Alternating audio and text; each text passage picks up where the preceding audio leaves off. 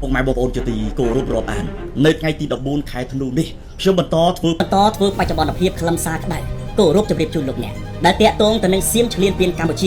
ានៅតែបន្តឈ្លានពានទាំងកំរោលមកដល់ថ្ងៃទី14ធ្នូនេះជាការពិតណាស់គ្រប់សមរភូមិប្រយុទ្ធទាំងអស់បាទដែលសៀមបើការឈ្លានពានមកលើកម្ពុជាសៀមគឺមិនបានឈរជើងនៅលើដីរបស់កម្ពុជាយើងនោះទេចូលមិនចុះទេបាទចូលមិនចុះនោះទេពុកម៉ែបងប្អូនវរៈកងទ័ពកម្ពុជាយើងនៅតាមបន្ទាត់ព្រំដែនគឺលោកឈរជើងយ៉ាងរឹងមាំកំទេចខ្មាំងសត្រូវការពីបរណភាពទឹកដីបានយ៉ាងល្អប្រសើរបំផុតចូលកាន់តែខ្លាំងស្លាប់កាន់តែច្រើនប្រឹងរួលចូលកាន់តែខ្លាំងបាទស្លាប់កាន់តែច្រើនដែលមកទល់នឹងពេលនេះទីតាំងសមរភូមិប្រយុទ្ធនានាមិនថាយុទ្ធភូមិភាគទី3មិនថាយុទ្ធភូមិភាគទី4មិនថាយុទ្ធភូមិភាគទី5កងទ័ពកម្ពុជាគឺឈរជើងយ៉ាងរឹងមាំការពីបរណភាពទឹកដីមិនឲ្យសៀមបាទមានឱកាសគ្រប់គ្រងលើដីរបស់កម្ពុជាយើងនោះទេបាទជាក់ស្ដែងរឿងដែលគួរឲ្យចាប់អារម្មណ៍ដែលខ្ញុំចង់លើកគោរពជម្រាបជូនលោកអ្នកនាពេលនេះគឺតាក់ទងទៅនឹងសំណាញ់មេឃបាទយើងចោទសួរច្រើនណាស់ចោទសួរថាហេតុអ្វីបានជាកម្ពុជាមិនព្រមប្រើប្រាស់សំណាញ់មេឃនាពេលនេះហេតុអ្វីបានជាមិនព្រមប្រើប្រាស់សំណាញ់មេឃបាញ់ទម្លាក់នៅយន្តហោះរបស់សៀមបាញ់ទម្លាក់នៅយន្តហោះ F16 ឲ្យធ្លាក់ជាបន្តបន្ទាប់ទៅហេតុអ្វីបានជាមិនប្រើនៅពេលនេះបាទដូច្នេះខ្ញុំនឹងសាកល្បងធ្វើការលើកឡើងទៅតាមទស្សនៈរបស់ខ្ញុំថាហេតុអ្វីបានជារាជរដ្ឋាភិបាលបានជាប្រមុខថ្នាក់ដឹកនាំលោកមិនទាន់ប្រើប្រាស់នៅសំណាញ់មេឃនាពេលនេះបាទមួយចំណុចទៀតគឺតាក់ទងទៅនឹងការតាមដានតាមរយៈផ្កាយរណបគឺជារឿងដ៏មានសារៈសំខាន់បំផុតដែលជាព្រៀបរបស់កម្ពុជាជាជ័យជំនះរបស់កម្ពុជាដែលកម្ពុជានឹងយកឈ្នះទៅលើសៀមបាទចំណុចទាំងពីរនេះគឺជាអ្វីដែលខ្ញុំចង់ជម្រាបជូនពុកម៉ែបងប្អូនលំអិតបាទដូច្នេះខ្ញុំសូមលើកឡើងនៅចំណុចទី1តាក់ទងទៅនឹងចំណាត់ការតាក់ទងទៅនឹងកិច្ចអន្តរាគមន៍របស់សហគមន៍អន្តរជាតិបាទរបស់បរទេសរបស់នាយករដ្ឋមន្ត្រីម៉ាឡេស៊ីលោកអាន់វ៉ាអ៊ីប្រាហ៊ីមរបស់ប្រធានាធិបតីសហរដ្ឋអាមេរិកលោកដូណាល់ត្រាំបញ្ចេញកិច្ចអន្តរាគមន៍ជាបន្តបន្ទាប់ដោយកំណត់ឲ្យមានបទឈប់បាញ់បាទដោយដែលយើងឃើញហើយថានៅថ្ងៃទី11នៃយប់ថ្ងៃទី11លោកត្រាំបានស្នើឡើងឲ្យគោរពទៅនឹងបទឈប់បាញ់ដែលយើងមើលឃើញថាថៃនៅតែបំពេញមិនគោរពបទឈប់បាញ់ហើយកាន់តែផ្កើនពើងទ្រូងដាក់សហរដ្ឋអាមេរិកពើងទ្រូងដាក់លោកដូណាល់ត្រាំរឹតតែវីប្រហារមកលើកម្ពុជាកាន់តែខ្លាំងបន្ទាប់មកឈានចូលដល់ថ្ងៃទី12លោកអាន់វ៉ាអ៊ីប្រាហ៊ីមគឺបានលើកឡើងដោយកំណត់នៅថ្ងៃទី13យប់នៅម៉ោង10យប់បាទស្នើឡើងនៅបទឈប់បាញ់ដោយមានកិច្ចអន្តរាគមន៍ដោយមានការតាមដានតាមរយៈផ្កាយរណបរបស់សហរដ្ឋអាមេរិកនិងក្រុមសង្កេតការណ៍ AOT ជាដើមក៏ប៉ុន្តែបន្ទាប់ពីម៉ោង10យប់ថ្ងៃទី13សៀមនៅតែបន្តឈ្លានពានបើការបាញ់ប្រហារមកលើកម្ពុជាដដែលបាទដែលមានន័យថាសៀមមិនខ្វល់ទៅនឹងលោកដូណាល់ត្រាំមិនខ្វល់ទៅនឹងលោកអាន់វ៉ាអ៊ីប្រាហ៊ីមពើងទ្រូងដាក់ប្រងើយដាក់ដោយចង់ប្រកាសដោយមិនខ្វល់ហាក់បីដូចជាខ្លួនជាមហាអំណាចមួយនៅអាស៊ីយ៉ាងដូចនេះដែរបំពេញទាំងកំរោលដែលហាក់ស្មើនឹងកំពុងតែទាញខ្សែចងករបស់ខ្លួនឯងទម្លាក់ទៅក្នុងជ្រោះហើយនៅពេលនេះបាទផ្លូវរបស់សៀមដែលកំពុងតែធ្វើនៅពេលនេះគឺមានន័យយ៉ាងដូចនេះកំពុងតែទាញខ្សែចងកខ្លួនឯងទាញទម្លាក់ចូលទៅក្នុងជ្រោះយ៉ាងដូចនោះដែរបាទហេតុអ្វីបានជាខ្ញុំលើកឡើងយ៉ាងដូចនេះពិតណាស់ពាក់ព័ន្ធទៅនឹងការដែលលោកអាន់វ៉ាអ៊ីប្រាហ៊ីមយកកាយរណបដើម្បីតាមដានដើម្បីចង់ដឹងចងក្រងជាផុសតាងបញ្ជាក់ថាអ្នកណាគឺជាអ្នកខូចបាទអ្នកណាដែលជាអ្នកខុសអ្នកណាដែលព្យាយាមវីប្រហាររុញឲ្យកើតមានសង្គ្រាមនាពេលនេះបាទតាក់ទងទៅនឹងការសង្កេតមើលទៅលើផ្កាយរណបដែលមានលោកអាន់វ៉ាអ៊ីប្រាហ៊ីមសហការជាមួយនឹងសហរដ្ឋអាមេរិកនេះគឺមានសារៈសំខាន់ខ្លាំងណាស់បាទមានសារៈសំខាន់ខ្លាំងណាស់ពុកម៉ែបងប្អូនសម្រាប់កម្ពុជាយើងសម្រាប់សន្លឹកបៀរបស់កម្ពុជាដែលយកឈ្នះទៅលើសៀម 100% ហេតុអ្វីបានជាខ្ញុំលើកឡើងយ៉ាងដូចនេះពីព្រោះថាផុសតាងនៅលើផ្កាយរណបគឺមានតម្លៃបំផុតជាផុសតាងដែលមិនអាចឲ្យសៀមប្រកែកបាននោះទេហើយវាក៏ជាផ្លូវមួយដែលធ្វើឲ្យអន្តរជាតិនឹងថ្កោលទោសសៀមថាជាអ្នកខូចបញ្ជាក់យ៉ាងច្បាស់ថាថៃគឺជាអ្នកខូចថាថៃគឺជាអ្នកដែលឈ្លានពានសៀមជាអ្នកដែលឈ្លានពានមកលើកម្ពុជាបាទជាក់ស្ដែងយើងចាំមើលទៅថាក្រោយពេលដែលលោកអាន់វ៉ាកំណត់នៅបទជប់បាញ់នៅម៉ោង10យប់ថ្ងៃទី13គឺប្រកាសហើយថាសហរដ្ឋអាមេរិកគឺប្រកាសហើយថាក្រុមការងារអនុព័ន្ធយោធា AOT ទាំងឡាយគឺសង្កេតការពិនិត្យមើលផ្ទាល់ទៅលើប្រព័ន្ធផ្កាយរណបមើលថាតើអ្នកណាដែលជាអ្នកបំពេញបទជប់បាញ់បាទចំណុចទី1គឺសៀមជាអ្នកបំពេញបទជប់បាញ់គឺប្រកាសហើយថាគេនឹងកត់ត្រាចងក្រងទុកជាផុសតាងបាទលើពីនេះទៅទៀតការត្រួតពិនិត្យនៅប្រព័ន្ធផ្កាយរណបនេះមិនមែនថាត្រួតពិនិត្យត្រឹមតែពេលនៃការកំណត់បទជប់បាញ់នៅថ្ងៃទី13ម៉ោង10យប់ទេក៏ប៉ុន្តែដើម្បីជាក់ច្បាស់ក៏ប៉ុន្តែដើម្បីប្រមូលផុសតាងមិនអាចឲ្យសៀមប្រកែកបានបាទគឺគេត្រូវពិនិត្យមើលទៅលើទិន្នន័យចាប់តាំងពីពេលដែលយោធាសៀមបាទទោះអាវុធជាបន្តបន្ទាប់នៅតាមបន្ទាត់ព្រំដែនថាតើមានមូលហេតុអ្វីថាតើអ្នកណាដែលជាអ្នកដាក់មីនបាទដូច្នេះនៅពេលដែលគេពិនិត្យមើលឃើញថាសៀមគឺជាអ្នកបង្កប់មីនខ្លួនឯងបាទសៀមគឺជាអ្នកដែលឲ្យកងទ័ពរបស់ខ្លួនដើរជន់មីនខ្លួនឯងហើយចោតបន្ទុកមកលើកម្ពុជាគេនឹងចងក្រងទុកជាផុសតាងមួយនៅថ្ងៃបន្ទាប់ទៀតបាទ តាក់ទងទៅនឹងការឈ្លានពានមកលើកម្ពុជានៅថ្ងៃទី7នៅថ្ងៃទី8គេនឹងមើលតាមផ្កាយរណបបាទថាតើអ្នកណាដែលជាអ្នកបាញ់ប្រហារមុនបាទគេនឹងដឹងច្បាស់ថាជាភាគីសៀមដែលបាញ់ប្រហារបង្ករឿងចង់រុញឲ្យកើតមានសង្គ្រាមមុនមកលើកម្ពុជាបាញ់រះជាបន្តបន្ទាប់លើស24ម៉ោងដោយអ្វីដែលថ្នាក់ដឹកនាំលោកបានបញ្ជាក់លើស24ម៉ោងបាទដូច្នេះនៅពេលដែលគេមើលឃើញផ្កាយរណបគេនឹងចង់ក្រុងជាផតាថា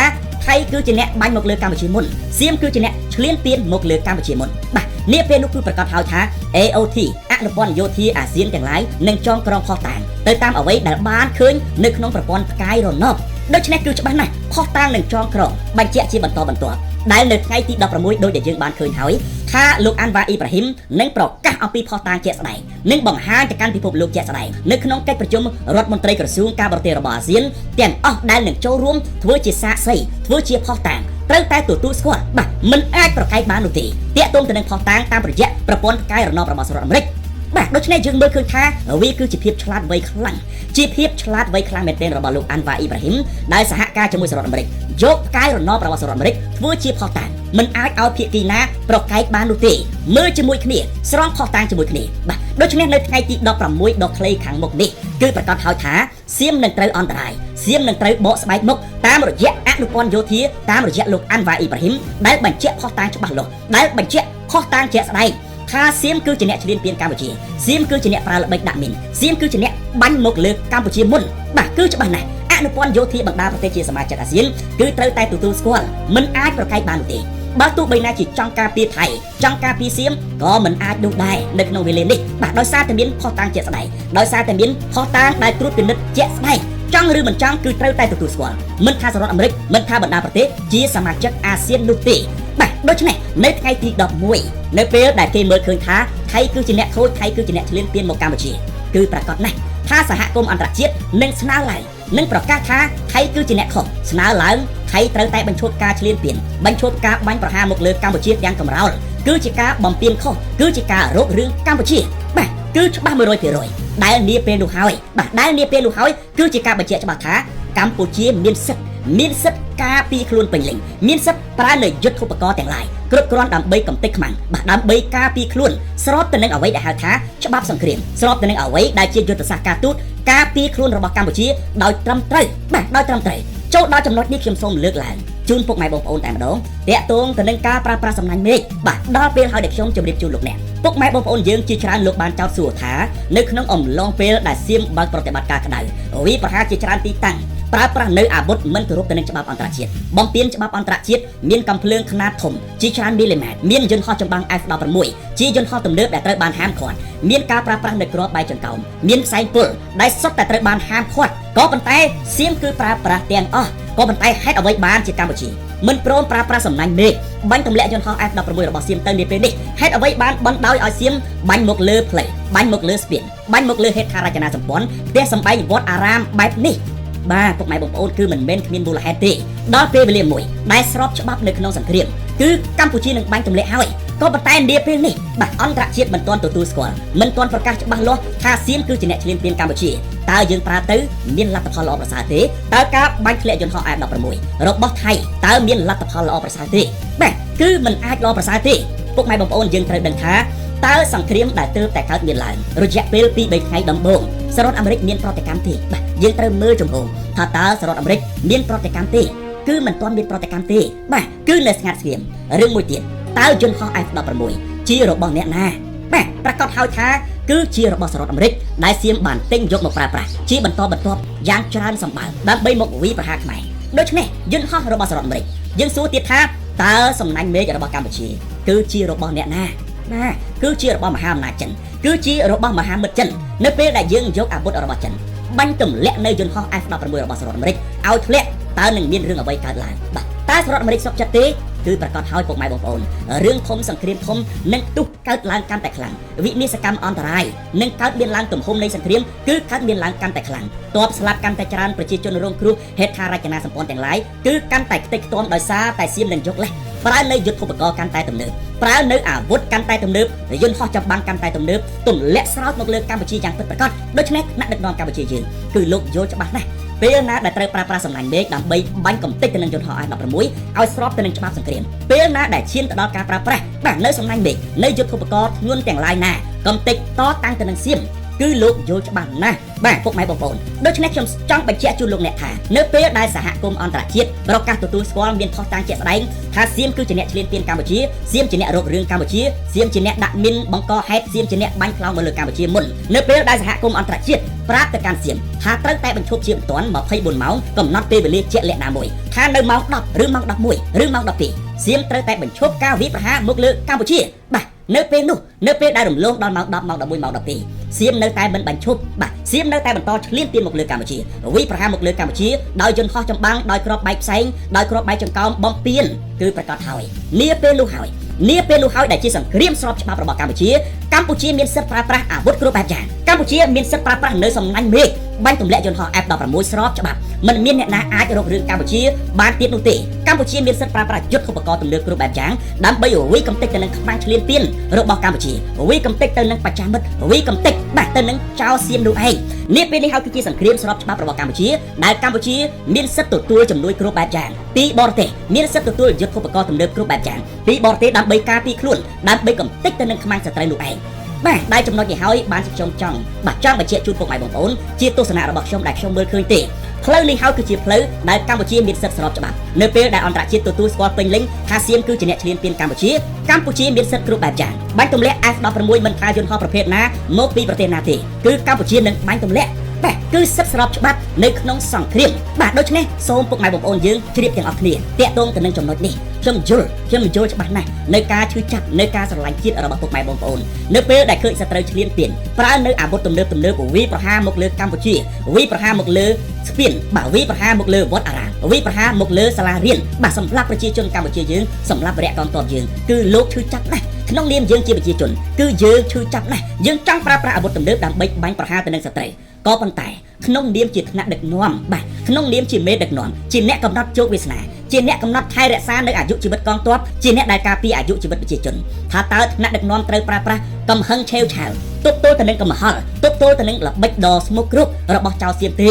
បាទគឺមិនអាចទេគឺត្រូវប្រើប្រាស់យុទ្ធសាស្ត្រគឺត្រូវប្រើប្រាស់នៅឈាមត្រជាក់បំផុតដើរទៅតាមយុទ្ធសាស្ត្រដើរទៅតាមសកម្មភាពការទូតឈ្នះជានិច្ចដោយដែលខ្ញុំបានជម្រាបជូនពុកម៉ែបងប្អូនជាយុទ្ធសាស្ត្ររបស់ថ្នាក់ដឹកនាំមិនមែនចេះតែវាយប្រហារមិនមែនចេះតែតបតទៅតាមប្រភេទកំហឹងទល់ទៅនឹងកំហល់ដោយដែលខ្ញុំបានលើកឡើងនោះទេគឺទាមទារការដឹងអំពីស្ថានភាពភូមិសាស្ត្រនៅក្នុងសង្គ្រាមត្រូវប្រើប្រាស់នៅយុទ្ធឧបករណ៍អាវុធកម្រិតណាឆ្លើយតបទៅនឹងសត្រូវនៅក្នុងវេលានេះបាទប្រើប្រាស់នៅអាវុធកម្រិតណាជាបន្តបន្ទាប់យុទ្ធសាស្ត្រជាបន្តបន្ទាប់ដើម្បីការពារដើម្បីធ្វើយ៉ាងណាឲ្យកម្ពុជាមានព្រៀបឈ្នះទៅលើយោធាសៀមនោះឯងបាទដែលមុខទល់នឹងម៉ោងនេះគឺយើងបានដឹងច្បាស់ហើយថាសៀមគឺប្រហើនថាមេដឹកនាំយោធាសៀមគឺប្រហើនស្ដេចសៀមគឺប្រហើនពើងទ្រូងដាក់សហរដ្ឋអាមេរិកពើងទ្រូងដាក់អាស៊ានពើងទ្រូងដាក់លោកអាន់វ៉ាអ៊ីប្រាហ៊ីមជាដើមក៏ប៉ុន្តែការដែលធ្វើបែបនេះគឺជាការទាញខ្លួនឯងទម្លាក់ទាំងស្រុងដែលនៅយុទ្ធសាស្ត្រដើរនៅក្រឡាខុសទាំងស្រុងនឹងធ្វើឲ្យថៃអន្តរាយបាទនឹងធ្វើឲ្យថៃចាញ់កម្ពុជាយ៉ាងអាម៉ាស់ពិតប្រាកដបាទដូចដែលយើងបានឃើញហើយថាមិនមែនលេងសើចទេបើទោះបីណាជាសហរដ្ឋអាមេរិក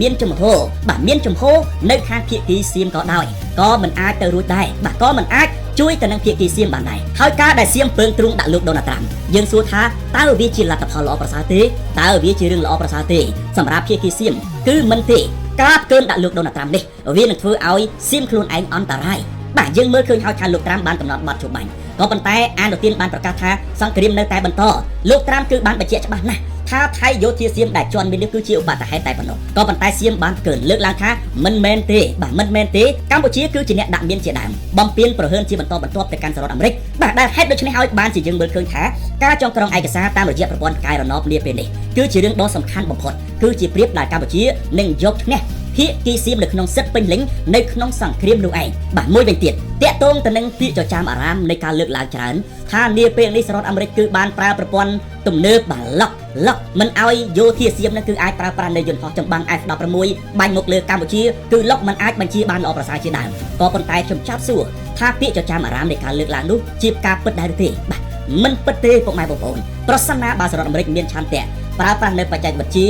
ឡុកនៅយន្តហោះ F16 របស់យោធាសៀមដែលកំពុងតែកំទេចឈ្លានពានមកលើកម្ពុជានាពេលនេះសៀមមិនអាចបើកកើតទេបាទសៀមមិនអាចបាញ់អាវុធមកលើកម្ពុជាកំទេចហេដ្ឋារចនាសម្ព័ន្ធកំទេចទីតាំងប្រយុទ្ធរបស់កម្ពុជាបាននោះទេបាទក៏ប៉ុន្តែយើងត្រូវដឹង យើងត្រូវដឹងនៅត្រង់ចំណុចនេះអាមេរិកគឺមិនបានឡុកទេមិនបានឡុកនៅប្រព័ន្ធបញ្ជាទាំងឡាយរបស់យន្តហោះ F-16 នោះទេសៀមនៅតែអាចបើកប្រតិបត្តិការបាញ់កំទេចបាញ់ប្រហារមកលើហេដ្ឋារចនាសម្ព័ន្ធរបស់កម្ពុជាដដែលបាទមួយចំណុចទៀតយើងត្រូវដឹងថាខ្ញុំចោទសួរថាតើយុទ្ធសាស្ត្ររបស់យោធាសៀមរបៀបចម្បាំងរបៀបប្រយុទ្ធការវាយប្រហារការបើកយន្តហោះ F-16 ជាដើមអ្នកណាដែលជាអ្នកបង្វឹកបាទអ្នកណាដែលជាអ្នកបង្រៀនយោធាសៀមកម្លាំងទ័ពរបស់សៀម